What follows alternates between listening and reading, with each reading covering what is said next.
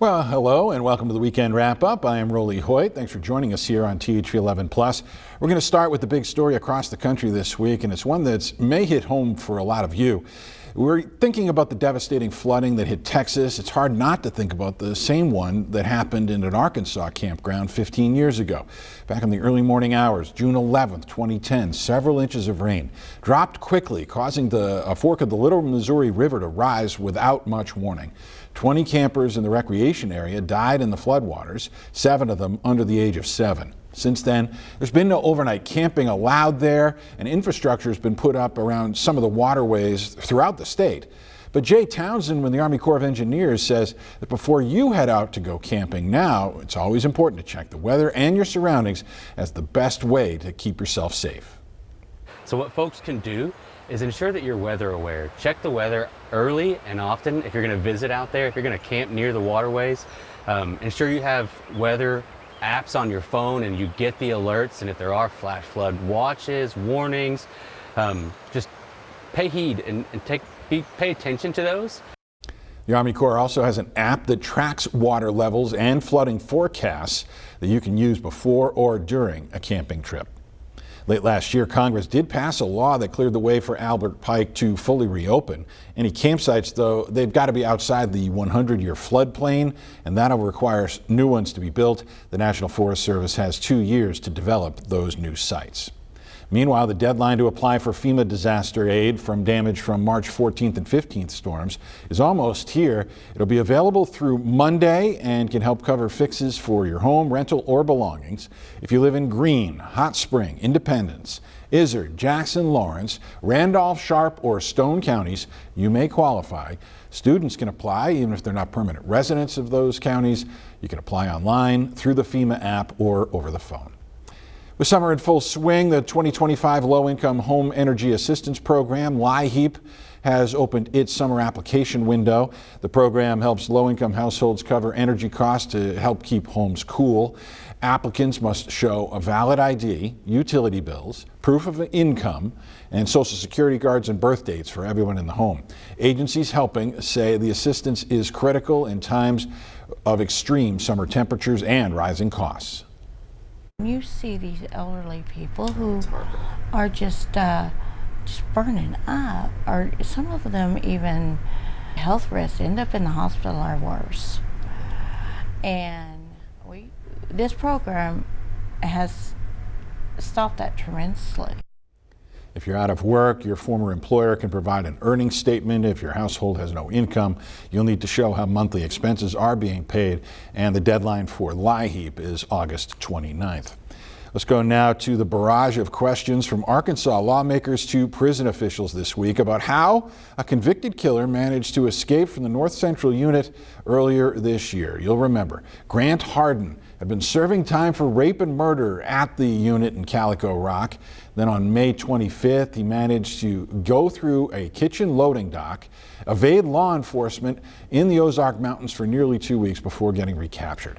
Board of Corrections Chairman Benny Magnus maintained the escape was only possible because of 2 employees who violated policies, including a tower guard who opened the gate that Hardin slipped out of.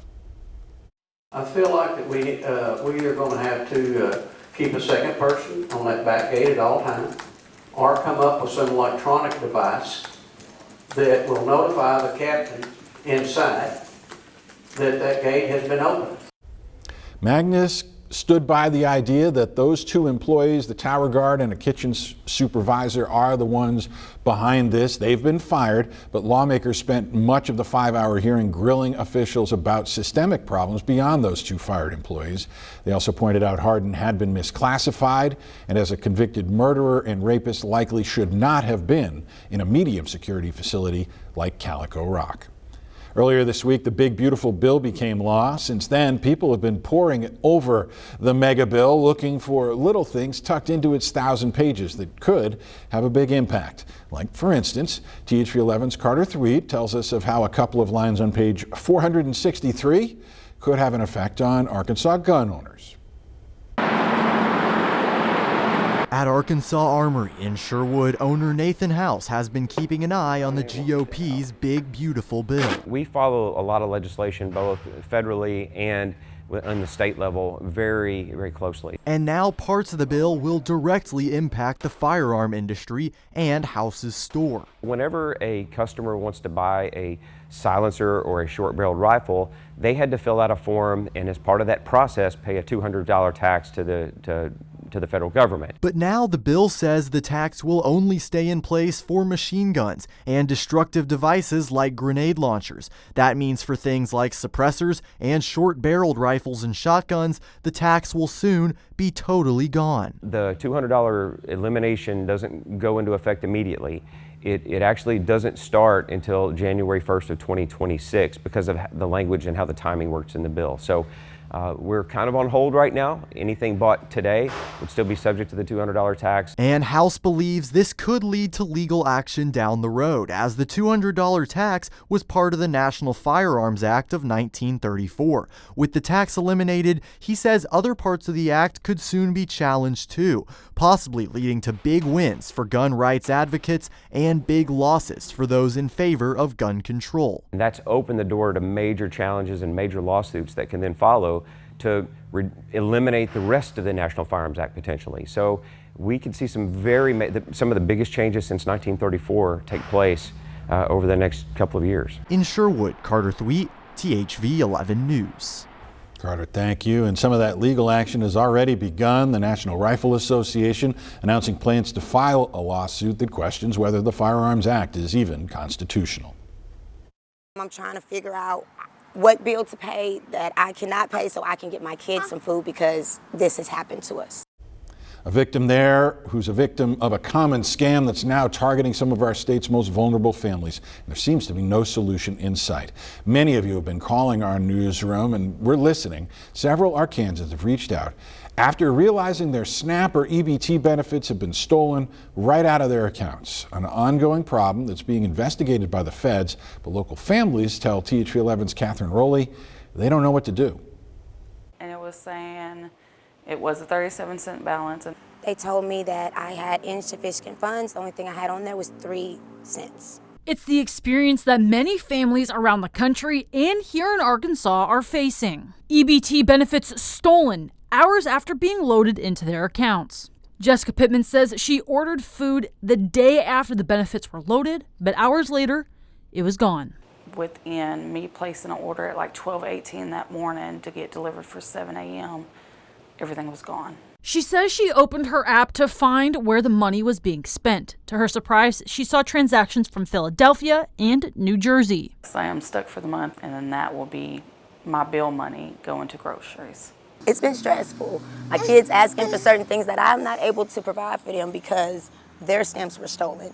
April Demison had a similar experience. The mom of 6 told me that her benefits were spent in Annapolis. I've never been a victim of fraud. I do everything in my power to keep that from happening. So the fact that this has happened to me, it's not right.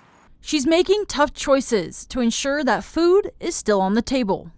Because as of right now, my kids are suffering and they did nothing. Electronic thieves, they're getting better at it. They're getting better at hacking and looking for new ways to steal people's benefits that they need, to be able to purchase nutritious foods for their families. Mary Franklin is the division director of the Division of County Operations at the Arkansas Department of Human Services. She says it boils down to protecting your card info. When you're using your PIN at a point of sale device, be sure to cover your fingers, let people not see that.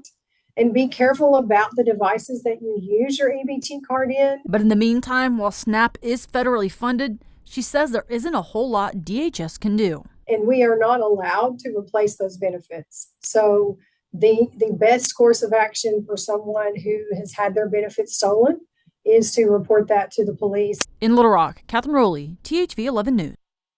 Catherine, thank you. Congress did set up a fund to reimburse victims of SNAP theft or fraud using money from the American Rescue Plan, but that money ran out last December. The federal government has urged states to come up with their own plans. They've also urged everyone to switch to chip cards, which they say are more secure. So what resources are there for those who are stuck this month without those benefits? What we found is that help is available if you just look a little bit. The Arkansas Food Bank working to connect those who need help to the resources closest to their home. The Find Food program with the food bank uses your zip code to connect you to their pantry system, and it's got more than 400 partners across central Arkansas. So they can go to our website, arkansasfoodbank.org. At the top it says Find Food, and it will show them the closest pantries to their current location. So that's a really great resource for people to use, not just within Little Rock, but all over central Arkansas. All right, you got your hands on your device right now. You can also text 844-381-3663. Hit pause and I'll read it back to you. 844-381-3663.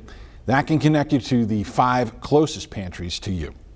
The United States is taking action to tighten security protocols for the country's agriculture industry, and they're using an Arkansas framework to do it. That's one reason Governor Sarah Huckabee Sanders helped to unveil the USDA Farm Security Action Plan. It lays out protections and prohibitions against foreign farm ownership, with a primary focus on keeping the Chinese Communist Party from buying up American farmland. The governor pointing out that after she signed the Communist China Defense Legislative Package back in 2023, it banned the CCP from owning land near not only farms but critical infrastructure and placed other restrictions.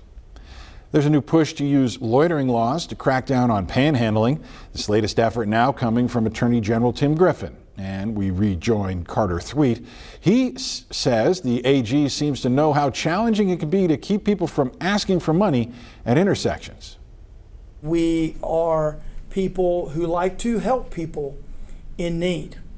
Having said that, we also are a people who love we want things to be orderly and proper. Attorney General Tim Griffin is asking law enforcement to crack down on loitering. It's against the law.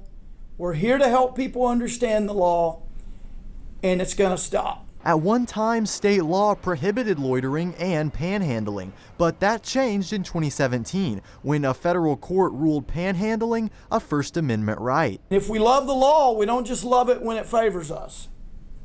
We have to stand by it. And I love the First Amendment. Fast forward to 2023, when lawmakers passed a new loitering law, focused less on what a person is doing and more on where they're doing it. According to that law, a person on sidewalks and roadways cannot linger in a threatening manner in a way likely to cause alarm or create a traffic hazard. The problem is not the content of their message, whether you like it or not. The problem is the safety issue. This is a public safety issue. Little Rock Vice Mayor B.J. Wyrick agrees. There are people that are standing on little small medians, less than 2 feet wide, and they have signs and they're stopping traffic. It's a safety issue. She says she's following Griffin's example and plans to pursue the same thing here in the capital city. Our first step in the city is to approve the ordinance, and then the second part of the ordinance would be for our enforcement from police department. Carter Thweet reporting for us there. We reached out to the ACLU of Arkansas. They've fought against these loitering laws in the past, and they sent us a statement that says in part these laws aren't about safety but instead pushing poor people out of view. We've got our full statement on our website, thv11.com. Meanwhile, a federal court is being urged to uphold the state's new law that requires the 10 Commandments get posted in every public school classroom. The conservative legal group First Liberty Institute has filed a brief supporting the Fayetteville School District as it faces a lawsuit. The group calls the displays a, quote, symbol of law and moral conduct with deep historical roots. The plaintiffs who oppose the law argue it amounts to government-sponsored religion and violates constitutional protections. Similar laws have passed in Texas and Louisiana, with more states considering the same things. The historic St. Joseph Center in North Little Rock set to be demolished after more than a century. More on that decision is coming up after the break, but first, let's heat it up. In fact, I'm going to petition us here at the station to get us an authentic Colombian Coca-Cola vending machine in the break room. This week on Eat It Up, we're in Sherwood, just off of Country Club Road, this amazing food truck stop. But let me tell you something, we are stopping at a one-of-a-kind food truck. Y'all, Today, we get to try authentic Colombian food. I've never had authentic Colombian food. We're gonna get some empanadas and some incredible tamales. Oh, how about this too? Authentic Colombian Coca-Cola. I'm so excited, y'all. These are flavors that are gonna be incredible. So what do you say? Let's eat it up.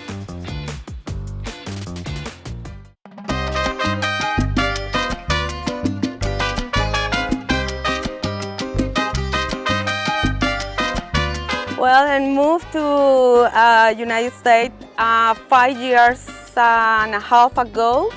I moved here because I love my husband and he's from here.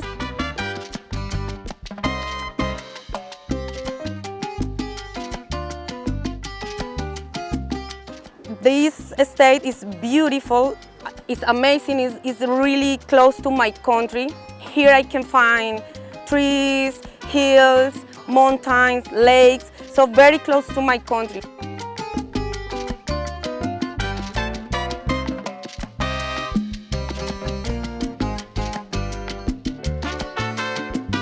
The empanadas, the Colombian empanadas is very different than the other empanadas you can find because Argentina, Mexico, Honduras have empanadas, but Colombian is a little different. The tamales, because the tamales is the same, we make with the same base to the Mexican, but the flavor and the size and everything is a little different. It's really, really good. Patacon is a green plantain. We fry the plantain, mash and fry again, and the customer can choose between different kind meats. So that is the more amazing stuff because you can try with 1, 2, 3, 4 meats. So that is the goal. Look, you've had an empanada before. You've never had an empanada like this. Y'all, the crunch, the flavor, set to perfection. And you can get 3 of these, by the way. Get 3 good ones. You can mix them up exactly however you want them. I keep messing it up. Patacon. This is the amazing, delicious patacon, which Anna has told me how to pronounce correctly. Patacon. These different types of sauces, especially on the patacon, you're not going to get anywhere else. I may be a patacon's #1 fan now.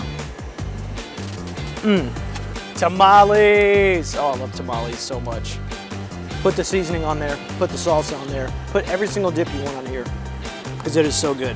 And a rape to boot. Anna. So we'll be back tomorrow.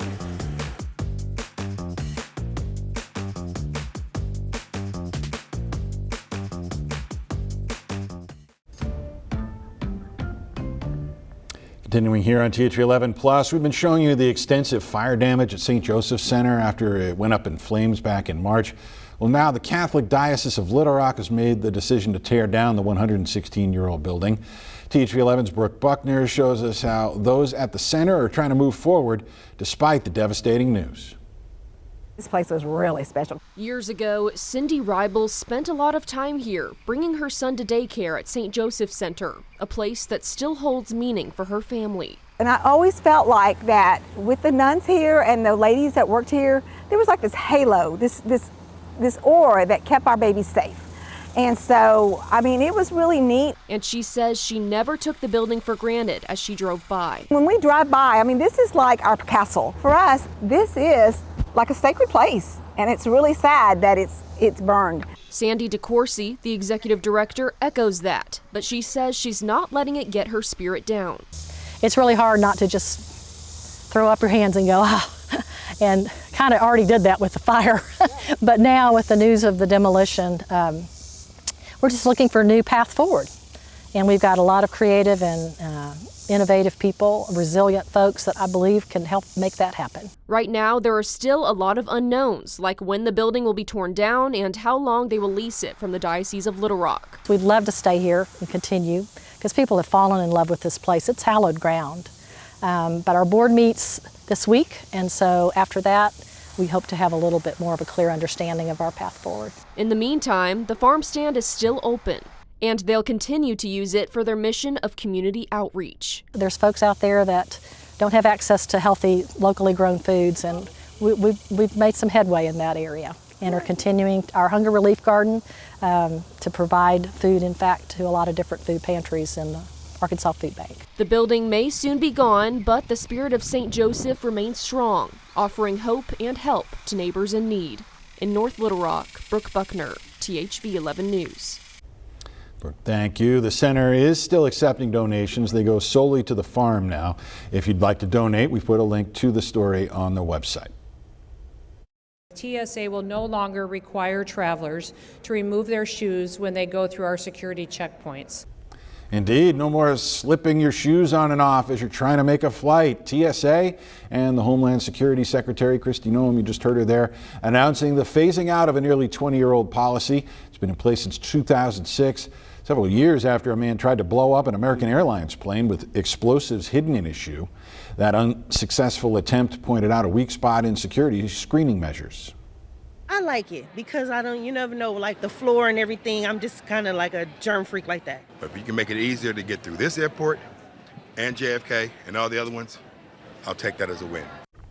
There still could be some exceptions to the rule. TSA can still ask some travelers to take their shoes off when additional security screening is necessary. Caught up to a ribbon cutting for the brand new headquarters for Special Olympics Arkansas in North Little Rock this week. Governor Sarah Huckabee Sanders on hand for that event. She says the new space will serve more than 30,000 athletes, 1,700 coaches, and 16,000 volunteers, with the building made possible thanks to donations and $3 million in state funds. Governor Sanders talked about the effect that volunteering with the Special Olympics can have. Kids of all abilities play sports and make friends through competition and realize that every single child deserves a spot on the field. We thought we were going to volunteer and teach these kids how to play, but what really happened was they were the ones who taught us about teamwork, about drive, and about the meaning of friendly competition and what it can mean for every single competitor. The headquarters is located on the same lot as the building the Special Olympics called home for about 25 years before it needed to shut down after a flood during the ice storm in 2021. It's also the end of an era in Jefferson County. An award-winning restaurant set to permanently close its doors very soon. We're going to share some of the memories the owners are looking back on. Still ahead. Continuing here on THV 11 Plus, Jefferson County, there's a long-time restaurant that's set to permanently close its doors. After 51 years in business, Colonial Steakhouse in Pine Bluff is calling it quits. But we check in with Brooke Buckner again, who shares the memories there are going to live on.